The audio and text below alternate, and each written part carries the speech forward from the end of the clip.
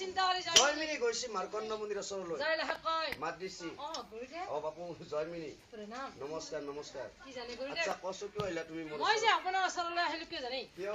মই আপোনাক চাৰিটা প্ৰশ্ন কৰিম বুলি ভাবিছো মইতো কক বিয়া কৰিব ওলানে হা গুৰুদেৱ কি মই বিয়াৰ বৰত ধৰা প্ৰশ্ন আপোনাক নধৰো তেতিয়াহ'লে তুমি বা মোক কি প্ৰশ্ন ধৰবা অৰ্থাৎ মই শাস্ত্ৰৰ কথা কিবা শাস্ত্ৰৰ কথা উঠবা আচ্ছা কচোন ক তেতিয়াহ'লে শুনক গুৰুদেৱ তেতিয়া জয়মিনী মাৰ্কণ্ড মুনি সোধে কথংস ভগৱানৰ মানৱ যজ্ঞ শ্ৰীকৃষ্ণ ভগৱানে কিয় মানৱত জন্ম ললা নললাক ললাক পৃথিৱীত ইমান মানুহ আছিল সকলোতকৈ বেছি মৰম কৰিছিল পাঁচ পাণ্ডৱ এইটো হ'ল মোৰ প্ৰথম প্ৰশ্ন দ্বিতীয় প্ৰশ্ন প্ৰথম পাণ্ডুপুত্ৰৰ দ্ৰুপদী সুভাৰ্যা হব অৰ্থাৎ দ্ৰুপদীৰ পাঁচটা স্বামী আছে আৰু থাকা স্বত্বেও কোনো মতে তেওঁ স্বামীৰ কাৰণে হাবিলাক কৰি ঘূৰি ফুৰিছিল এইটো হ'ল মোৰ দ্বিতীয় প্ৰশ্ন তৃতীয় প্ৰশ্ন হ'ল এবং ব্ৰহ্মা অত্যয় প্ৰসংগনে ন চকাৰ অৰ্থাৎ আমাৰ আছে ৰাম চাৰিটা মানুহে কয় ৰামৰূপী ভগৱান কাৰণ যদি ভগৱানে হয় তেওঁ ৰামৰূপী ভগৱান ৰামে এটা ব্ৰাহ্মণক মাৰি কিয় তীৰ্থবিলাক ভ্ৰমণ কৰি ঘূৰি ফুৰিব লগা হৈছিল আচ্ছা আমাৰ ৰাম আছে চাৰিটা ৰাম আছে হলিৰাম বলৰাম শ্ৰীৰাম পৰশুৰাম গতিকে এই এই চাৰিটা ৰামৰ ভিতৰত কোন ৰামে ব্ৰহ্মহত্যা কৰিছিল হলিৰামে ব্ৰহ্মহত্যা কৰলাক না শ্ৰীৰামে ব্ৰহ্মহত্যা কৰলাক বলৰামে ব্ৰহ্মহত্যা কৰলাক পৰশুৰামে ব্ৰহ্মহত্যা কৰলাক আমাৰ বন্যাৰ শ্ৰীকান্তৰ পুতাক ৰামে ব্ৰহ্মহত্যা কৰলাক আছে ৰবা আমাৰ কাপলাটো এটা আছে কোন ৰামে বা ব্ৰহ্মহত্যা কৰিছিল এইটো হ'ল মোৰ তৃতীয় প্ৰশ্ন আৰু চতুৰ্থ প্ৰশ্ন ইতি জৰা ব্যাধিনাম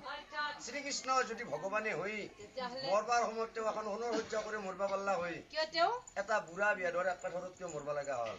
এই চাৰিটা প্ৰশ্নৰ উত্তৰ আপুনি মোক দিয়ক তেতিয়া মাৰ্কণ্ডই বোলে বাপৰে বাপ মানুহে যে কয় গুৰুতকৈ শিষ্য হিয়ান খচৰি খচৰি নহয় জ্ঞান ই যিখিনি কথা সুধছি মোক হয় কবা পাৰো কিন্তু কবাৰ গেলি বহুত সময় লাগিব তথাপিতো মই এই কথা ৰাস্তা দেখে মোৰ এতিয়া সময় নাই সেই বুলি মই চেহেৰা বাপু মাৰ্কণ্ডই বোলে মোৰ নাই অৱহাৰ ভিন্নগিৰি পৰ্বত যোৱা মুনিবৰ হেৰা মুনিবৰ তোমাক মই এটা ৰাস্তা দেখে দিওঁ কাৰণ তোমাৰ ওচৰত আছে সৌখন ভিন্নগিৰি পৰ্বত সেই বিন্ধ্যাগিৰি পৰ্বতৰ ওচৰত তাতে তুমি চাৰিটা পক্ষী লগাল পাবা আৰু এই পক্ষী চাৰিটাক তুমি প্ৰশ্ন চাৰিটা সুধবা আৰু এই চাৰিটা পক্ষীয়ে তোমাক নিশ্চয় তোমাক উত্তৰ দিব তেতিয়া মাৰ্কণ্ডৰ কথা জয়মিনী বুলিও শুনিবে কিয় তাকে যাব দৰকাৰ নাই কিয় এই বাহুৰ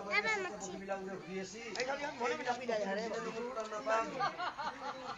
হেৰা বাপু এইবিলাক পক্ষীৰ দ্বাৰা তেওঁলোক নহয় তাৰমানে তেওঁলোকে বেলেগ পক্ষী এই পূৰ্বতে তেওঁলোকে মুনিৰ দ্বাৰাহে আছিল তাৰমানে পক্ষী নাছিল নাছিল আচ্ছা বাকী কথা মই পাছত সুধিম বা শুনিম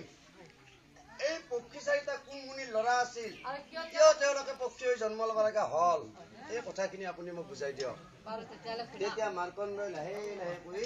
এই বুজাই দিয়ে কাহিনীটো বুজাই দিয়ে বাৰু কেনে কয় শুনাচোন হয় অনয়